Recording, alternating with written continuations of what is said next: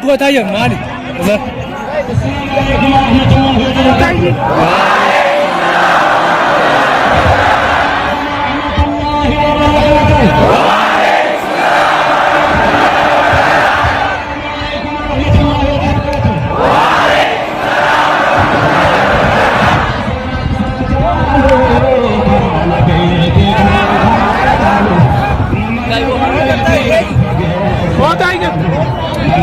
Oh, bata ka din. Ano sorry? Bata ka, Kemi. Ano din? Kuch malum hai.